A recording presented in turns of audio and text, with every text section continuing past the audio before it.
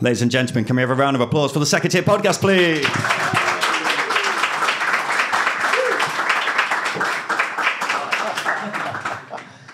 Hello and welcome to the Second Tier Podcast. I'm Ryan Dilks. I'm joined by the Sean Dyche to my Vincent company. It's Justin Peake. Good day to you, Ryan. Keeps them in the Premier League for 5 seasons and gets nothing. Vincent Company gets relegated and gets Bayern Munich job. Football, eh? Ladies and gentlemen, thank you for joining us for the first ever Second Tier live show. We are absolutely honoured to have you all with us here today. Are you excited for the playoffs? If you are, give me a hell yeah. Hell yeah! I like your enthusiasm. If you want Leeds to win, can I get a hell yeah? Hell yeah! Simon? If you want Southampton to win, can I get a hell yeah? Hell yeah! See, nobody wanted Leeds to win until they realised Rishi Sunak was a Southampton fan. Welcome to the number 1 championship podcast, the Second Tier. Thank you for joining us wherever you are. And thank you for joining us here today. We are at Horniman at the Hayes. What a beautiful venue we have got here. If you look outside, we've got the HMS Belfast just outside. It's been parked there in the same position for 50 years now, Justin. That's a long time. 50 years. And, you know, in that time, it's not moved up, or it's not moved down either, just like Preston North End. Sorry, Simon. But here we are. We are going to be talking about the playoff final here today, and we're going to be looking ahead to, obviously, what is the biggest game of the championship season. It's going to be one for the ages, people. So we're going to be talking about Leeds and Southampton seasons, you know, the seasons that they've had. Then we're going to be bringing Simon on stage to talk us through what it's like being a manager when it comes to the playoff final. And then we're going to get Simon himself to be doing a Simon Grayson's Hateful. It's going to be one for the ages. And then we're going to be doing our Second Tier bet builder. Can I get a woo? This is so pantomime, isn't it? It's got to be done. But Justin, are you excited? Of course I am. I'm never going to project the excitement, am I? It's me. But I am absolutely buzzing for the playoff final because we've got a playoff final for the first time where we've got 2 Premier League sides coming up against each other. What feels like Premier League sides, obviously in the Championship, you know, pew the Premier League, no chance. Yeah. But we've got a side here or 2 sides here who are just well backed, well financed, and 2 attacking teams. It's, you know, it could be a good one. It's the magic of the Championship. This is what the Championship is all about. 2 teams with parachute money and Premier League money. This is what we're here for. But Justin, you know, I thought, without blowing smoke up our own arse too much, no. You know, our first ever live show, and we've come a long way in that time, haven't we? Too far. Not too far. We'll go further. Too far. Sounds a bit devious, if you ask me. Well, you know, a couple of pints here. We go. All will be revealed later on. So, ladies and gentlemen, before we get underway, we thought we'd talk about, you know, the playoff final itself, because obviously it is the biggest game of the championship season. And, you know, when it comes to the majesty of everything that happens, you know, talk about the greatest of events that have happened in that time, Justin. I'm talking Bobby Zamora, one of your favourite moments in playoff final history. Yeah, had Charlie Austin given me stick recently on Twitter. Did anyone see this? Charlie Austin himself had a go at Justin. What did he say? You don't have to replay the final. You just have to watch it from the 89th minute and tell me, you have to. Yeah. You have to. It was a horrendous moment for everybody, a Derby fan especially. Awful. But then, of course, we've also got the Dean Windass goal. You know, what a moment that was as well, Justin. Big moment. Fraser Campbell crossing it in. Dean Windass, did his career peak at that point? I think it peaked personally when he replied to himself on Twitter. I think when he asked himself, "Are you all right, mate?" And he said, "Yeah, I'm fine, thanks. How are you?" But you know, Justin, when it comes to the playoff final itself, we're talking about one of the biggest stakes games in the whole of football, the richest game in football, as the cliche goes. Exactly. Well, I think that's it. And you know, I was alluding to it earlier. 2 Premier League teams, or what feels like 2 Premier League teams, coming into a Championship playoff final. You know, these are 2 teams that have an abundance of quality that we've not seen, and it's embracing the chaos of the Championship. Yes, and it is worth saying, as much as we like to hype up the playoff final, every so often it does have a tendency to be a bit dull. But I'm thinking with these 2 teams, not really minding the defensive side of the game too much. You're expecting a good game between these 2, aren't we? Well, you've got Russell Martin coming up against Daniel Farke. You've got a possession-based coach. You've got a Daniel Farke side who are just going to throw absolutely everything at it, it's going to be an end-to-end game. Whether or not there's enough quality, because everyone chokes in a playoff final, doesn't matter. I mean, being a Derby fan, we've choked plenty of times, but everyone's going to choke in a playoff final. Patrick Bamford's going to miss from 6 yards at some point during the game if he's fit. Let's be honest. You're not wrong. So let's see what our friends at SBK are saying for the final. They're saying Leeds are down as the 4-6 favourites to win this game. And then keep in mind that that's not just in normal time, that's in extra time and penalties as well. Southampton are 11-10, so quite a close one actually between this one. Leeds were just 2-1 to win promotion on the opening day of the season. Southampton were 11-5, so it was a close one. Then, Justin, it's a close one now. No, it is. And again, it just comes down to the quality. I keep saying it over and over again, but it's just quality of the two sides. It's hard to separate, especially with the end of the seasons they had. Both bottling automatic promotion. Can we say that? Yes. Yeah. I think so. Maybe not Southampton, Leeds. I don't know. Actually, I'm not sure bottling we could say for either of them. Leicester nearly bottled it. Leeds and Southampton just fell over their own arse, didn't they? Well, yeah, it's typical Leeds falling over their own arse. Sorry, Simon, keep saying it, but... Simon's face.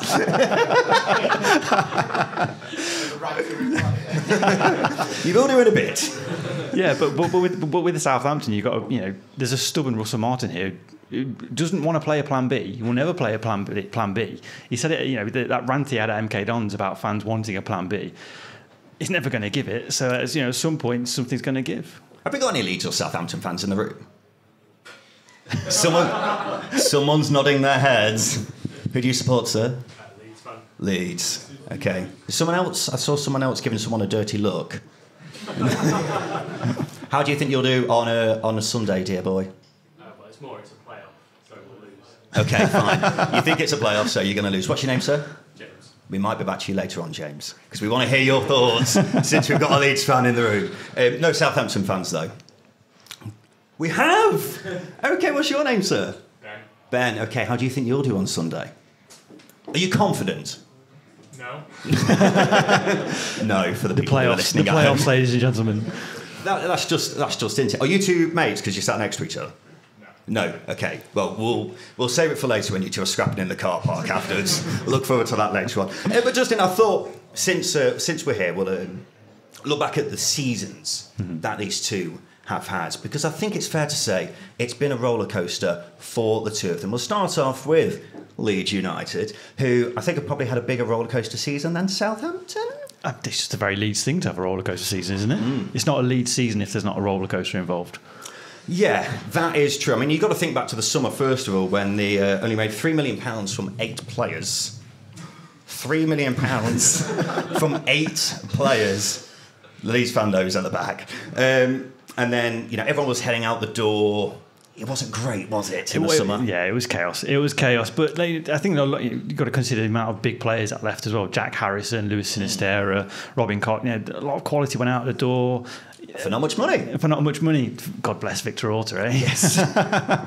Including Rodrigo, by the way, who they signed for £30 million and sold for £3 million in the summer. Business. But yeah, there was a lot going out the door. So while people may, slag off Daniel Farker and say that he's failed, in quotation marks, you've got to keep that in mind, haven't you? And then you've also got to keep in mind things like Willie Nonto throwing his toys out of the pram in the summer as well. Yeah, that was an interesting moment. I mean, if I go back to that period, you were very adamant that he should have gone, right? Yeah, I thought they should have cashed in. Well, if you've got Was I wrong? Well, no, because he's contributed massively to their season, no? Well, I mean, like the final third, yes, but they could have got about 30 million for him. But we'll leave that there. We'll leave it. But then, of course, they had a slow start where they only won 3 from 9, and they finally got going, 10 wins from 12, and that's when we started to see Leeds really tick, didn't we? Well, that's the thing with Daniel Farker's side is they take time to get going. Even the teams that have got automatically promoted or won the league with Norwich, they take time to get going. And it wasn't until that November period where Leeds really started to get into gear. Weirdly, in that period as well, they drew with Rotherham, one of the worst teams we've seen at this division in the Championship. They drew with Rotherham, and that was a bit of a mark against them, but they got going again. And I think that's the key thing with Daniel Farke's sides is they take time to get going, the momentum builds, and then they really take some stopping. They also abused a Plymouth fan for wearing chinos. One of the real highlights of the fans of the season. Yes, not the Leeds players. That'll be interesting. And then they were the only team to do the league doubles over both Ipswich and Leicester this season, and still finished third. Have you ever heard a more Leeds thing than that? But then in 2024, they won 41 points. Sorry, from an available 45. Mm-hmm. Conceded 1 goal in 13 games. Yeah. That's ridiculous, isn't it? It is mad. It is mad. And I think that's what really convinced me that Leeds were going to do. And still finish third. And still finish third. I think that was going to convince me about Leeds finishing second, or even pipping Leicester to the title, because they were so good, and they defensively they were incredible as well. That switch to Ethan Ampadu going into centre half was a bit of a masterstroke. Gruev coming into midfield. It was there was a lot of good formula there from Daniel Farke, but again the Leeds. How it happens with Leeds, they just do the Leeds. They did do the Leeds, and in the form that Leeds was since that point where they won 41 points from an available 45, they won 4 points from just 6 games, which I think sums it up. They did destroy Norwich in the playoff semi-finals, though, didn't they? They did very, very comfortably. No thanks to second tier goalkeeper of the season Angus Gunn, by the way, who did actually keep the score down, but also was at fault for the first 2 goals. So it's kind of ironic that... The bigger crime is that he made us look like a bit of a tit, didn't he? He doesn't have to do that, does he? You're not wrong. But of course, it's been a very up and down season for Southampton as well, hasn't it, Justin? Russell Martin started off the season, with the huge kind of, back and forth between him and Swansea, whether he was actually going to join the club. And then he nearly got sacked in September, including... being beaten 4-1 by Leicester, and this result seems absolutely mad when you look back at it now. They lost 5-0 to Sunderland. Everyone forgets about that now, but that was really the low point of Southampton's season, wasn't it? Well, it was. It's kind of bizarre saying that, but yeah, 5-0 to Sunderland. In the context of Sunderland's season as well, going through Tony Mowbray, Mick Beale, and then Mike Dodds as well.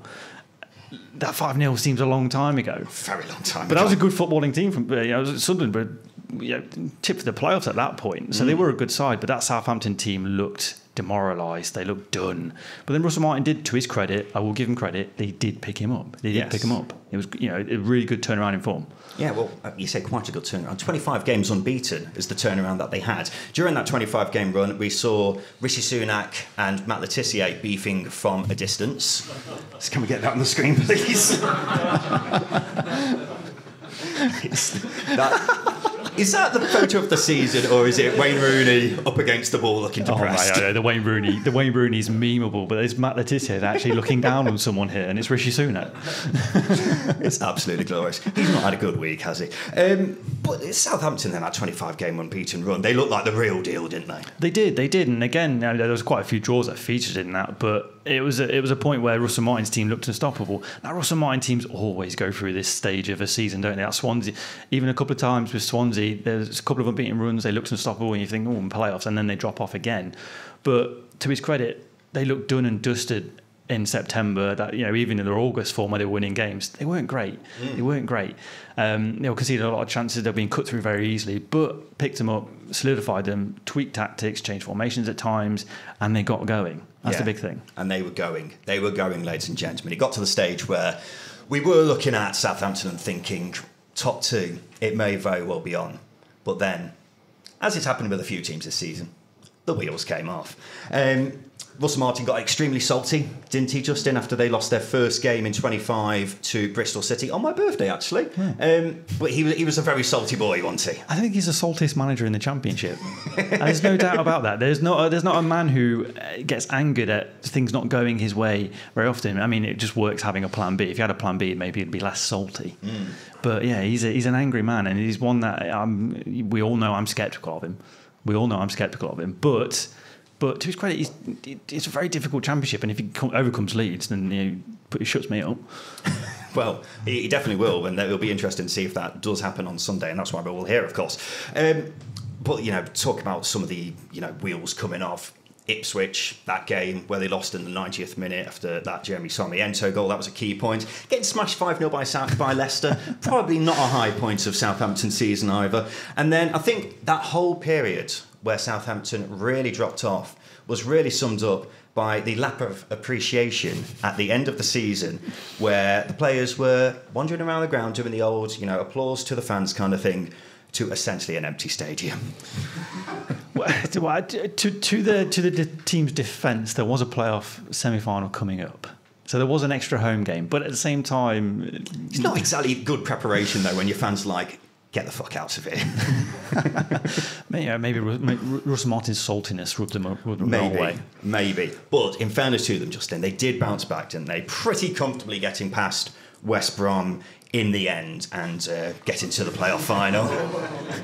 So for anyone who's unaware, Adam here, who's from our betting partner SBK, is a massive Baggies fan.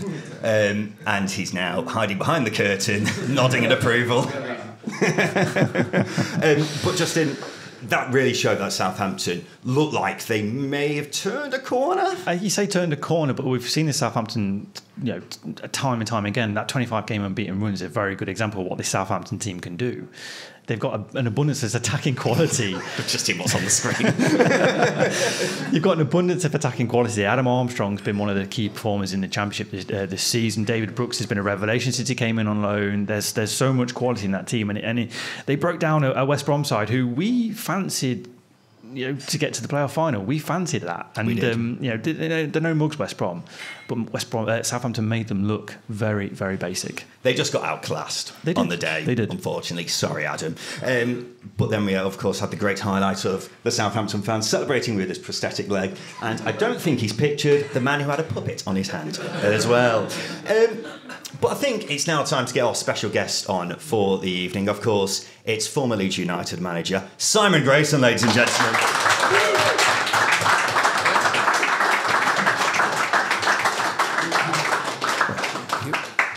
A man who, unbeknownst to him, has been a key part of the show for many years now. Literally didn't find out until 15 minutes ago that he's been on the show for... I thought it was just for tonight. No, he thought Simon Grayson's Hateful was just a special for tonight. Simon, how are you? Thank you very much. Yeah, all good to be here. Well, are you excited for the playoffs? Yeah, certainly can't wait. Been doing a bit of media work the last few days, talking about what we're probably going to talk about, and ready for the weekend. I think it's going to be a really entertaining game. I think it could go either way, but hopefully it only goes one way. Yes, of course. First question, this may be the most important question of all. Do you think £800 is too much for a coffee machine? Whoa, who's got one of them? It's on the way. Just impeach on my left here. It's on the way. Oh, the podcast must be doing well. or he's got it sponsored. Well, Simon, you've got a remarkable playoff record. I was having a look at it earlier, and it actually astonished me how good it actually was. League One level mainly, admittedly, but he's had 5 playoff campaigns, and he's won 3 of them. That's incredible. Round of applause. But do you want me to correct that? Oh no, don't tell me I've got it wrong. So I've won twice as a player, lost twice as a player, and won 3 as a manager. So 5 out of 7 at Wembley. There you go. Well, it's even better. It's even better. So he had 2 with Preston, won 1, lost 1 with Blackpool, which... you're just on about the semi-finals? Oh, no, these are just at Wembley. I'm talking about Wembley. I'm not talking about semi-finals. Forget that. Won a playoff with Huddersfield as well, won the playoffs with Huddersfield. The only team he's taken to a playoff campaign and not won at least once with is ironically Leeds United. Yes, correct. We lost in the semi-final, didn't we, to Millwall? You did. Yes, yeah. Simon, give us a bit of an insight. How do you prepare for a week like this when you are the manager of the team, particularly when it comes to dealing with the players? How do you deal with that? Well, first and foremost, you try and get all the shitty jobs out of the way in terms of tickets, family arrangements, and all stuff like that. Because that is a nightmare. To be fair, suddenly we've got people coming out of the woodwork, family members that you've never seen for ever probably. and I remember when I played back in the 90s, I got 100 tickets one day for one Wembley final. So think people are still owing me money for them Name tickets shame. back in there as Name well. and shame. I will do later on. So you try and get all them sort of them little jobs that you don't need to be worrying about too much. So then at least you've got 3 or 4 days where you're working solely on the preparation of what's going to happen for the big game at the weekend. So I think what I've tried to do, I've tried to make sure that players have no excuses by the time they finish the game after the playoff final. So even to the point of when I was at Preston, we trained at Deepdale all week. I changed the pitch size to the same size as Wembley. So I was just making sure that players, when we're doing our defensive work in possession, out of possession, that players maybe with 2 yards more space, because Wembley's bigger than most other pitches. I was going to say, Wembley's massive compared to Deepdale in terms of the pitch size. How does that work? Yeah, but goes you into can the stands. there is grass at the side of the pitches, you know that. You can extend your... Wembley seems like it's twice No, the size it's of the not Preston that, pitch. it's probably 2 yards either side, maybe, Okay, and a little fair bit longer. But my ground staff worked wonders anyway, so we did that. We would go down 2 days before, train maybe on, say it's a Saturday kick-off, train Thursday morning Preston or wherever I was, go down, try and visit probably Wembley that afternoon and get out of the way, because I think it's important for the players to be inside Wembley Stadium, because it is quite a building, a theatre, a stadium that can overawed you really if you're not careful of it. So you're doing all the tourist stuff, and even to the point of like when I went with Preston, there was another time I said to the players, look, take your pictures now, but trust me, do not put them on social media, because we are here. I'd seen Swindon go down and the lads were having the pictures and it's all over the internet, etc. When you say this, you mean at Wembley, don't you? Yes. Fine. Sorry, I just had this picture of Luciano Becchio with a London Eye.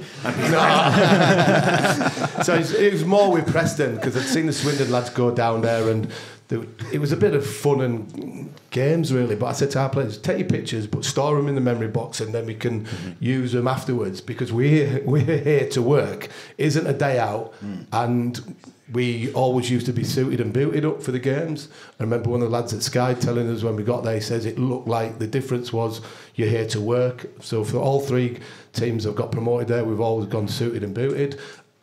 Depending on the fixtures as well, I would always take them to the day before game, so they could sample the atmosphere inside the stadium, if we could get tickets, or it allowed us to do that, because I wanted players to feel comfortable in where they were going to be playing. And it can cause problems with you. I remember playing my first game when I'd just left Leeds when I was 22, so I'd gone 10 games after leaving Leeds reserves and playing in 80,000 against Blackburn in the 92 playoff final for the Premier League.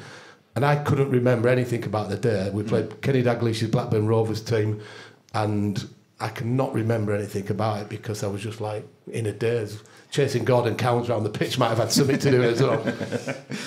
So that's all part of relaxing the players as well, I guess, because that's the main thing, isn't it? Because mentality is such a big thing when it comes to the playoffs. It is, and some people will be able to handle it, some won't as well. And that, at the weekend, will be the biggest thing. Who can deal with the pressure of the atmosphere, the expectancy level? It is going to be, it does play a big part, the psychology part of it all. Yeah.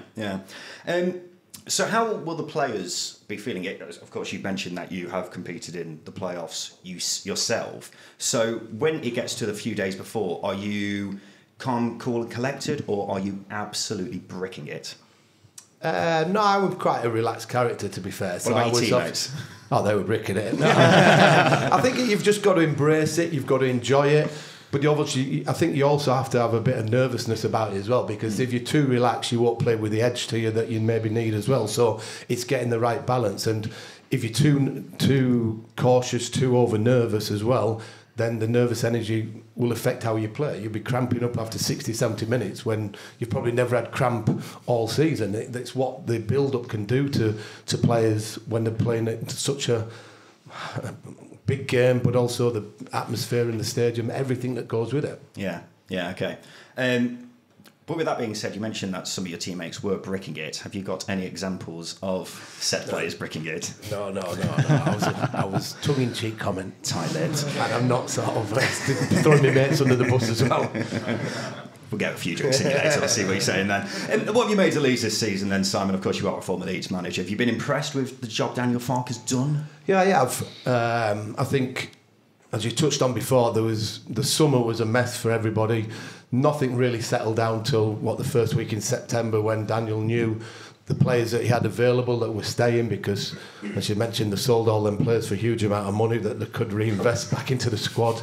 And a lot of them could be coming back very soon as well, which would be interesting as well. I'm sure they'll want to stay again next year if Leeds get promoted. But anyway, that will be, we'll see what's happened. But I think he got the club right from the first few days in the city. He knew what they expected, because if you can get the connection going with a football club in the city, it can snowball very quickly in a positive manner. So the first months were difficult, but all of a sudden you saw it building and building, and he played a big part in that, to the point of when they went on that incredible run that you mentioned.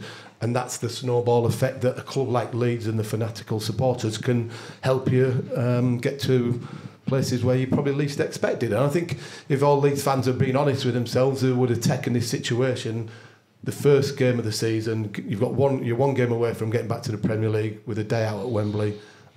I think there'd be a lot of people lying if they wouldn't accept that. Yeah, I think that's fair, isn't it, Justin? You got to keep in mind, when we were looking towards the start of the season, we were looking at the number of players who headed out the door, and just the influx of the big money signings that they were making. There was just a lot going on, wasn't there? So if you would have said to a Leeds fan at the start of the season, I think they would have taken third place, wouldn't they? Well, yeah, it's a chance of promotion, isn't it? That's the thing. It's a game away from being promoted. It's a big thing. And when you take in the context of the season, the ownership, I wouldn't say ownership problems, but the time it took for the ownerships to Leeds to be sold to the new owners. It takes time. And then there's the process of replenishing the squad as well. It takes a long time, and it takes time to settle into the new season with a new squad, new manager. It's all going to take time. But what Leeds have done is they've gone up to new levels. Yes, they stumbled at the end of the season, but they came back, and that's the key thing. Simon, who do you think is going to be the key man for Leeds on Sunday? Look, you'd have to look at Somerville because of how well he plays, but I think the last month, 6 weeks, he's probably been a little bit off it, but that's probably due to opposition having 2 or 3 players around him. I think Rutter got back to some sort of form in the semi-final. I looked at him the last month of the season, and more so probably from the last international break where it went wrong. It probably come at the worst time for them, because they went away. They could have played Saturday, Tuesday, and been happy to do that, but they stopped the momentum and they couldn't regather it. And then Rutter had a hernia operation, I think, and didn't really find his form.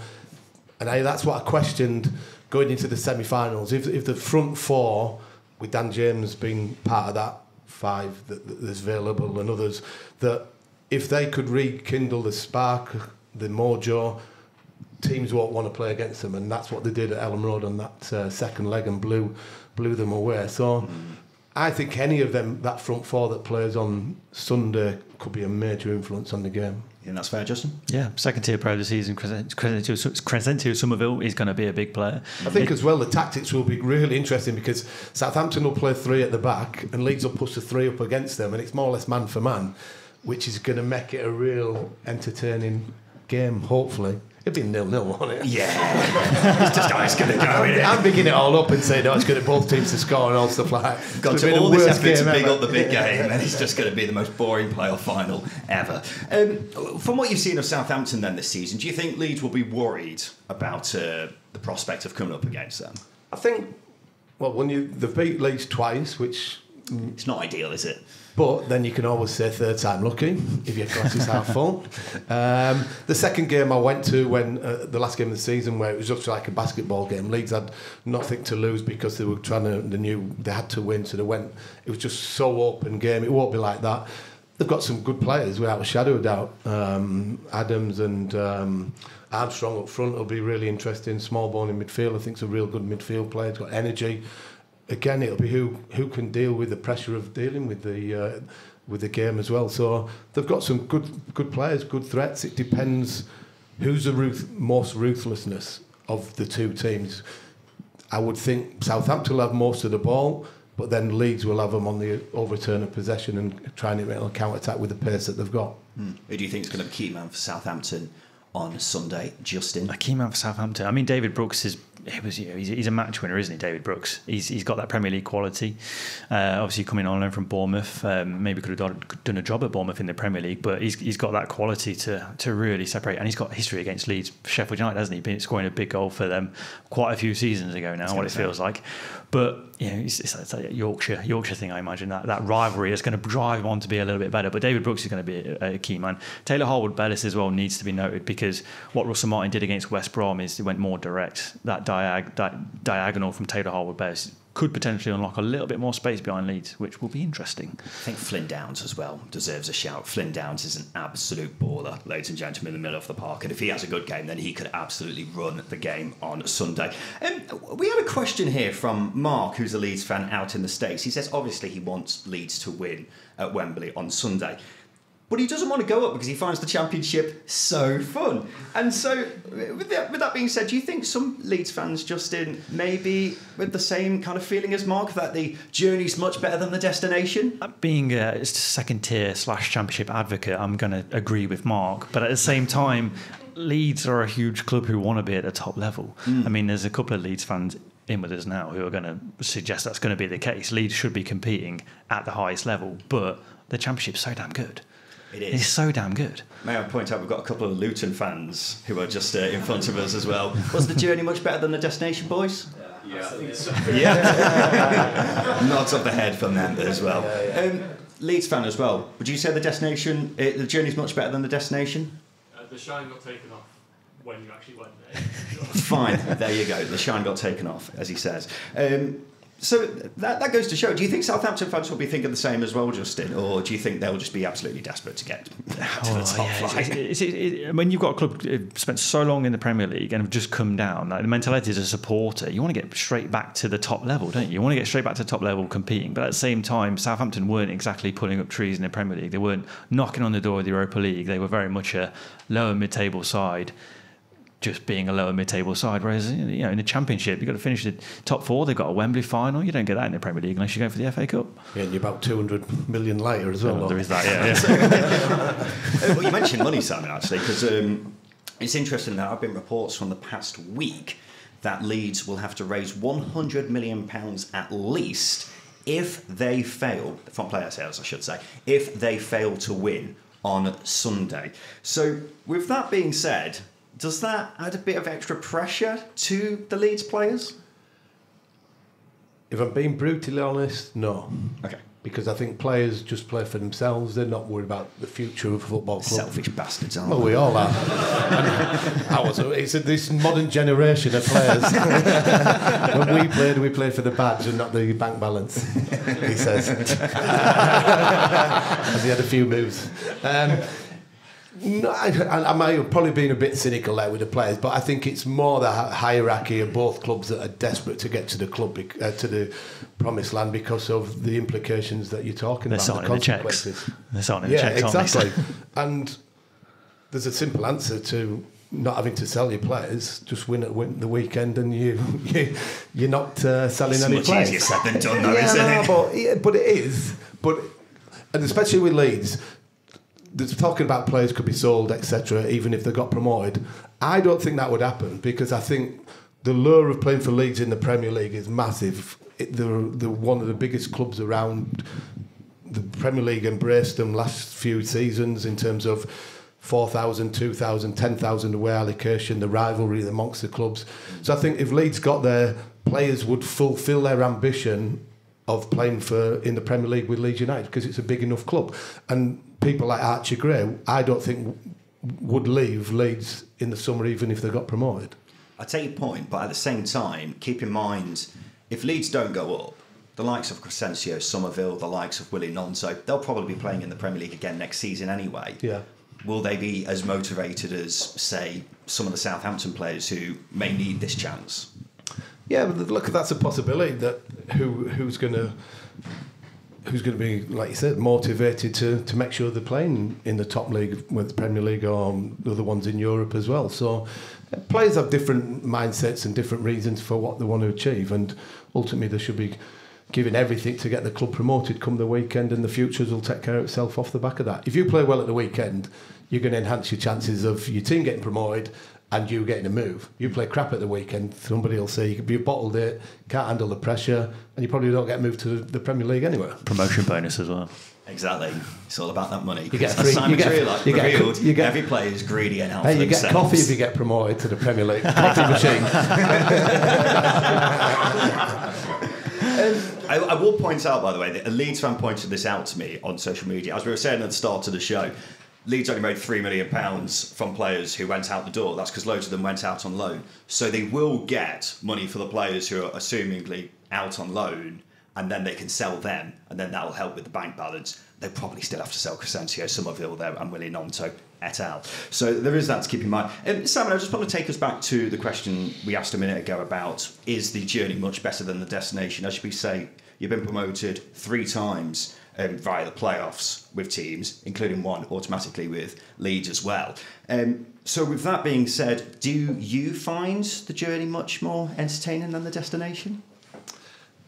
No, it's the destination, isn't it? It's where you end up and playing in the top level. You can having that on your CV that you played in the Premier League and been sort of making your career. It's what you set out to do, is to play to play. And I get what people are saying in terms of they prefer the Championship. And I've had quite a lot of my friends and people in Leeds saying we don't want to go up because we win most weeks in the Championship. There's a great atmosphere. There's no moaning and groaning. Well, there still is, even when you're second, third, or whatever. So there's moaning and groaning every country. Yeah. So, but it's trying to get promoted and then stabilise and just be in the Premier League for 3 years. That could become 4 or 5 years. So, yeah, I think it's the teams that get relegated at the first attempt that mourn that the destination isn't wasn't as good as the journey.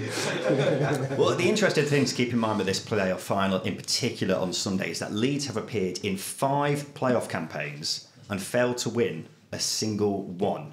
One of them involved someone on this very stage right now, and it's not Justin Peach. But with that being said, does that have an effect on the mind state of the Leeds squad, that they've got to this stage so many times before and they've just not had any luck there? I've been asked this a few times over the last few days as well, and my answer to it, if the players use that as an excuse, is an easy cop-out. The current group of Leeds United players have got no influence on what has happened the previous times in the playoffs. So they've got no mental scars. The only one who's got any mental scar from the playoffs will be Liam Cooper when they lost against Derby in the semi-final. No other player has played for Leeds United. Daniel Farke hasn't managed Leeds United in the playoffs, and none of them have lost. It's an easy excuse. I get the supporters will be saying, we're rubbish, we're doing this, we can't get promoted. It's got nothing to do with the players. I did at Preston, who'd lost 9 times, and we just dropped out from second to third, and all the questions were, we're not very good in the playoffs, we're not going to get promoted. I says, I've never been here. These players have never been at this club when you've lost, so records are there to be broken. And then we smashed Swindon 4-0 in the League One final. There you go. Records are there to be broken. Yeah. With 35% possession. Well, there you go. There you go. Are you buying that, Justin? Do you think that's? Do you reckon that's something that won't be on the mind of the Leeds players this weekend? No, I don't think it will be. You've got players like Liam Cooper and Patrick Bamford. Oh yeah, they'll definitely have scars. Yeah, they'll be terrified. Anyone else thinking of a bucket will be Leeds playing fan? though. Oh, you as well. Yeah, but Bamford, Cooper, there may be someone else. Meslier. Yeah. No, Meslier is the season after one. Yeah, but you know what I mean. Yeah. I don't think they will. I mean, Willie Nonto is 19, 20 years old. He's going to be fresh. He's going to be raw. He doesn't remember what happened 5 years ago, does he? He was staring at the TV when Luciano Becchio scored against Millwall and Jimmy Abdu scored the winner in the 90th minute. Championship advocate at 9 years old in Italy, Wilfred Nonto, everybody. Nonto can't remember what happened last week. Never mind 5 years ago. But no, I don't think it will. I think you've got Daniel Farke there, who's a winner at Championship level. He's going to instill that belief into the players. You've got players there who've, let's say, 5 years ago. It's a long time, isn't it? 5 years since the last playoff scars. It won't be for Patrick Bamford or Liam Cooper, but again, they'll use that as motivation, as they did the following season when they won promotion at Cantor with Marcelo Bielsa. It's not a long time for Justin Peach. He's watched that playoff semi-final highlights so many times on YouTube. We have spoken about Leeds quite a lot here. We should talk about Southampton. what's at stake for them? Russell Martin is reportedly set to be sacked if Southampton fail to win the playoff final. As a manager, Simon, is that fair? Oh, no. Nothing's ever fair when we get sacked. But then you look at David Wagner got sacked after the semi-final. I think that was different circumstances. I think there was a bit of a clash internally there anyway. But I think Russell's done a good job, and ultimately only 3 teams can get promoted come the end of the season, and there's always somebody going to mess up. And Southampton in another year could have got automatic promotion. So I'll be very surprised if he got sacked, but I wouldn't as well, given the modern day sort of ownership and what happens to managers. Well, I say that. What odds is it to get sacked then? I don't think you can bet on that. I'm looking at Adam from SBK. 3-1. I'll say that. Justin, you've been quite vocal about your how you're not a massive fan of Russell Martin, but do you agree with what Simon says? Because it does seem a bit harsh to get sacked based off the result of one game. Yeah, but it's not one game, is it? It's an entire season where they only finished 3 points behind Leeds. It does matter. It does matter. They finished 3 points behind Leeds, finished even further behind Ipswich and Leicester. And with a well-financed squad, it's worth pointing out. I know they didn't spend an abundance of money on several different players, but they still paid out £12 million for Shea Charles. At that point, you put yourself in a scenario as a manager where, especially if you only have one way of playing and you have no way of adapting to opposition, you put yourself in the firing line as a manager, and therefore it's difficult to defend yourself. I say that with an actual football manager next to me. I'm defending the managers, and he's killing him, isn't he? But I am a sceptic of Russell Martin. I do think his style of play has holes in it. He has tried to plug those holes, but those holes then became apparent once again. You lose 5-0 twice in one season and still finish 4th. It's a pretty decent accolade, but you lose 5-0 twice in one season, you're trying to go for automatics, it's not going to happen. You've got to set a standard with the teams around you, and they didn't. That's the thing. Have they told you tonight, behind the curtains, Russell Martin's coming through in 5 minutes? Russell Martin! I'll go ahead with Russell Martin. I'll debunk his style of play in front of him. Yeah. I mean, we're getting off topic here now, ladies and gentlemen. If you think Russell Martin possibly deserves a sack if he loses on Sunday, do you think Daniel Farke deserves the sack? I like Daniel Farke, though. Yeah, it's a complete contradiction, but at the same time, Daniel Farke, I think he's got experience of winning a lot, and I think if Leeds are in a completely different ballpark in that they have a lot more, they can sell players, they can replace them, they have a much more efficient setup, I think, than Southampton do, in the sense that the recruitment at Southampton, they sold Charlie Alcaraz left, didn't replace him. I think Russell Martin's done a good job in terms of like bringing Wolf Smallbone through, but I think Russell Martin has more limitations than Daniel Farke does. Basically, what you're saying is I don't Russell like Martin. Martin. You don't like Russell Martin. He's lacking a rapper from the year 2010. Plan B. There we go. That deserved a better laugh. Come on, people. Ladies and gentlemen, we've got towards the end now of our playoff final preview, which means it's time for us to play Simon Grayson's Hateful Eight. Right. So we're doing it a bit different here because obviously we've got Simon. He is the deity who has provided the questions over the past 3 years now. Didn't realise it, but he has been. And so we're going to get him to be providing the question. And as you guys all know, Simon is going to ask Justin and I a question. And then all we've got to do is name all 8 of that certain subject. So, for example, if we were to name Steve Bruce's last 8 clubs and I would say Villa, that's 1 down. If Justin would say Villa, that's another down. Did I say Villa just a second ago? You said Villa twice. Newcastle, that's another down. But then if I were to say Weymouth, then I would lose life. And what we're doing is the first 1 to 5. If we get 4-4, then we're going to do a tiebreaker. So it's me v Justin. We tried to organise a forfeit, but Justin's too much of a coward, ladies and gentlemen, I'm afraid. As always. I've got a coach trip from Sunderland to Plymouth to plan. I don't want another forfeit. Can I not persuade you to do a last-minute forfeit? What's the last-minute forfeit? Pint of Jägermeister. I'm not. But also, you saw him trying to tap me up for information. There we go. Yeah, you were speaking to Simon for about 15 minutes. Yeah. I stayed strong. I've got a coffee machine on the way. Right, come on, Simon. Let's hear it. Right, here we go. So the question tonight is: name the 8 all-time appearance makers for Leeds United and Southampton in the Championship. That's since the rebrand in 2004. There's 4 from each team for you to answer. Do you understand the question? Yeah. All the best. Who's going first? Should we do a tiebreaker on 0-0? I think should just shake hands now and just go straight to the tiebreaker. Justin, you can kick things off. So I think this is the part of the show where I genuinely lay out my thinking, but I don't think I've got time for that. I mean, Southampton. I mean, the first name that comes to mind with Southampton is Kelvin Davis. Ooh, is Kelvin Davis correct, Simon? Correct. Good answer. 1-0. There's still a long way to go. Don't start applauding him just yet. I've peaked too soon. I will go. I think I'm just going to have to target Leeds on this one. I'm going to say Pablo Hernandez. Wrong. That's fine. You still want that party Jägermeister? We'll see. Ask me in a couple of drinks' time. Justin, next one. Next one, I'm going to go with Patrick Bamford. No. That's a pathetic shout. 1-0. So's Pablo Hernandez. Piss off, Simon. This is my game. Right, okay. Pablo Hernandez isn't correct. Surely Liam Cooper's correct. Correct. Yes, Top of the list. Thank you. Why are you applauding me? 198 games to Liam. Okay. Pablo Hernandez can't be that far off. I'm not questioning producer Finn with his fact checking here. Just the next one, please. Next one. It's 1-1, by the way. Yeah, and now I'm stuck on names. All I'm thinking about is Radi Jaidi, but that is too long ago. That is far too long ago. And then he got relegated with the Southampton, if I remember rightly. Ooh, when was Southampton in the Championship? These appearances mustn't be that high this season. Yeah, I'm going to go with. They're quite high. I'm going to go with Danny Butterfield.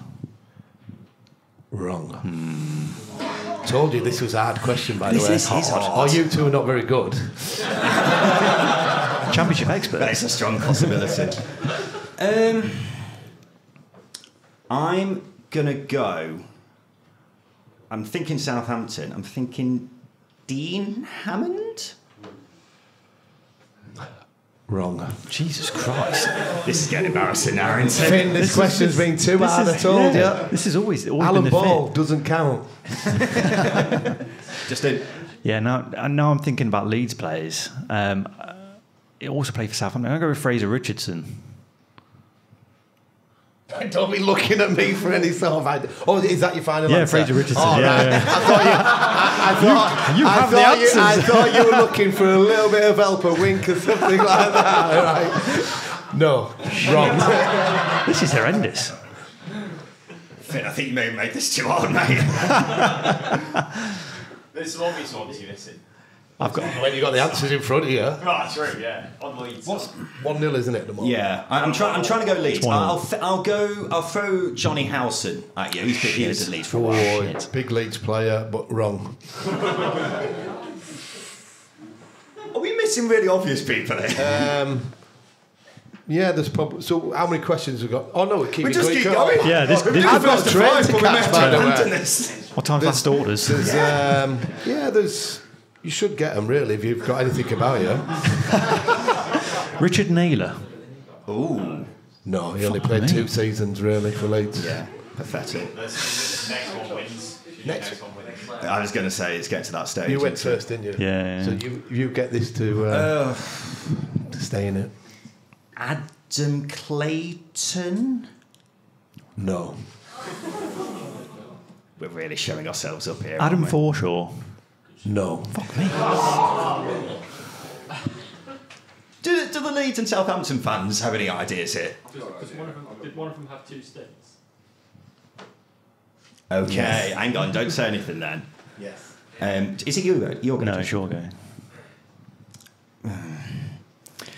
I'm going to throw one out there because I'm not entirely sure. I don't think he was at Leeds for that long, but I can't think of anyone else. Robert Snodgrass. Correct. It's no. Correct. You got it wrong.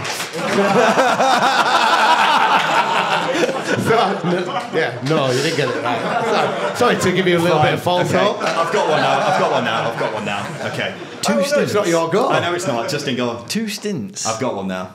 Leeds, 2 stints. I don't know if Becco returned on loan or not. Is that an answer, or are you asking? No, I just heard an exasperation from the crowd. To be honest with you, this is pointing me in the direction. Jermaine Beckford. Yeah. That's what I was going to say. No. Luke Ayling. No. You can reveal the answers and we'll go to the tiebreaker. I was going to say, Yeah. this is going disastrously. So we got one right, which was Kelvin Davis, wasn't it? Liam Cooper, you got. Yeah. Also, it's 1-1, Cottage, Yeah. yeah. So for Leeds United, 177 appearances, Stuart Dallas. Fucking hell. The people at the back are saying they got that. 165 appearances, about that. Calvin Phillips. I didn't think. I just thought. I didn't set the questions. Don't look at me. And last but not least, the person who's had the double stint is Sam Byron. correct. See, it's the Chilino years you forget about. The Yeah. Chilino years. Yeah. So Southampton, we had Kelvin Davis 164, 133 Andrew Sermon, Yeah, that's a good one. 111 Bradley Wright Phillips. Wow, that is. New York Red Bulls legends. There's a few hard ones Southampton Yeah, to be yeah. fair. And with 90 appearances, Jermaine Wright. Ex-Leeds as well. Jermaine Wright. Ex-Leeds, Yeah, ex-Leeds, ex-Leeds as well, ex-Ipswich, yeah. I can't even remember Jermaine Wright, to be honest. Well, that's gone disastrously, hasn't it? So this is right. Should have said Sam Byron, to be honest. Let's go to the tiebreaker. Tiebreaker. How far is Wembley Stadium from where we are recording tonight, the Hormy Man at Hayes? I want the distance in yards. Closest wins. Don't look at me. I didn't set the questions. Are we actually doing it in yards? Yes, that's what it says. Closest wins. The closest wins. I don't know. It's about 6 miles. I don't know London geography very well. I don't come down here very often. You don't do sports questions well, by the looks of it. Might be a geography expert rather than a championship expert. I'm going to go 12,000 yards. That seems low. It doesn't In fact, in that case, I'll go 12,001. piss off. No, you've got to give a better answer than that. Fine, I'll say... Because I'm the judge, Master, I can disqualify you. I'll go 20,000. The correct answer is 19,360. But the biggest question tonight is, did Finn actually walk it? And he's got big long legs, so it's probably more for smaller people. He has. Ladies and gentlemen, it's time for us to say bye to Simon because he's got a train to catch. But Simon Grayson, ladies and gentlemen, thank you. Thank you very much. Thank you. Cheers, mate. No worries. Good night. Thank you, everybody. What a man. What a man. I'll come back to you, Justin, because I feel very far away. Look at him go. What a creature. It's a bit lower than I remember it being. Ladies and gentlemen, we've done Simon Grayson Take Flights, so that means there's only one last thing for us to do here today, and it is the Bet Builder. Thank you.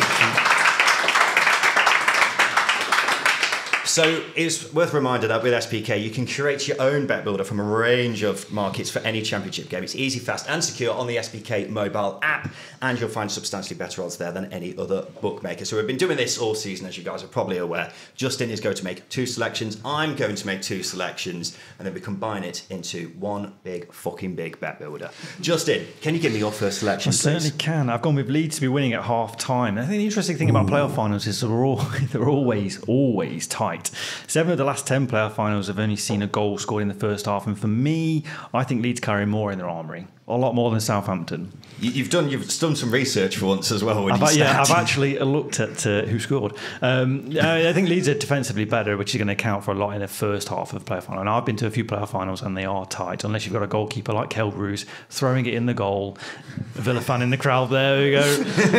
Unless you've got a shaky keeper, which Leeds do, but I don't think they'll have too many shots to concede. So I'm going with Leeds to be winning at half time. Interesting. That kind of follows on to my pick, which is Leeds United to be winning at full time. That's what we're going for. Oh, did we get it the wrong way around? Sorry, Finn. I apologise. So yes, we've gone for Leeds to be winning at full time. I just think if Leeds play anything like they did in that game against Norwich, they'll thrash Southampton, no matter which Southampton team turns up. I will give Southampton full credit. They've had a pretty good season. I think you've been very harsh with them, Justin. But I just think Leeds are a much better team than Southampton on the day. Well, this is what I've been saying, isn't it? I think when you've got Leeds side who are so good defensively, or much better than Southampton anyway, that assures me a lot more, especially in a playoff final where things are really, really tight, that Leeds are going to see it through, especially throughout the whole 90. Yeah, exactly. We'll go on to the next selection, which is mine. It's under 5.5 cards. Now, the reason I've done this is because in the last few playoff finals, there have been under 5 cards in every single one. They don't tend to be very card-heavy kind of games. So this is one I would recommend for me personally. Justin, are you okay with that? You love the cards. We always go with the cards. So of course I am. Cards are the way forward, ladies and gentlemen. That's my little tip for you there. But under 5.5 cards, I think thinking there'll be more than 5 cards would be ambitious for what a game which tends to be quite nervy as well. Well, if you look at the tables of cards, teams that are more aggressive than others. Leeds and Southampton are quite low. There aren't many bitey players. Leeds are bottom. Well, exactly. Dirty Leeds. Dirty Leeds. Not dirty. They're squeaky clean Leeds, ladies and gentlemen. Exactly. Daniel Farke's Leeds know what they're doing. Yeah, exactly. So under 5.5 cards is my selection. Justin, what is your final selection? I've gone with under 2.5 goals. It's just it's championship playoff final. How often do we see goals? I can tell you because I've done my research. Not very often. Not very often. Only 2 occasions. I've treated everybody. It's a live show. I've got to do my research, give them numbers. Only 2 occasions have we seen more than 3 goals. Sorry, more than 3 goals. 3 goals or more. 3 goals or more. Yeah. That's a better way of phrasing it. Is that true? Yeah. In every playoff. 3 goals or more. I mean, there's Watford, Leeds. That's the third one, actually. Yeah. I'll add that in. But then you've got Cardiff, Blackpool 3-2, and you've got Swansea, Reading 4-2. So we don't see big scoring games very often. That seems remarkable, doesn't it? I mean, it goes to show how nervy these games often can be, and how people are afraid to take chances, and it's just about keeping it tight till the end. But I think I'm right in saying the most common scoreline in the playoff final is 1-0 by quite a distance. I think off the top of my head, 8 games in the playoff final finished by a scoreline of 1-0. The next most common is 1-1. So there you go. And that's only happened 3 times. So that goes to show the disparity for how common a 1-0 win is in the playoff final. Justin, could you just remind us of our bet builder once again, please? Yeah, we've gone with Leeds to win. Leeds to be winning at half time, under 5.5 cards, and under 2.5 goals. Get on it. Get on it. Ladies and gentlemen, thank you so much for taking your time out of your day to support us here at the Horny Man at Hayes. It's been a pleasure having you here today, and we really, really appreciate it. And hopefully we'll be doing more things like this over the years to come. So we really appreciate it. And we'll see you again very soon, and see you again on Sunday for the playoff final.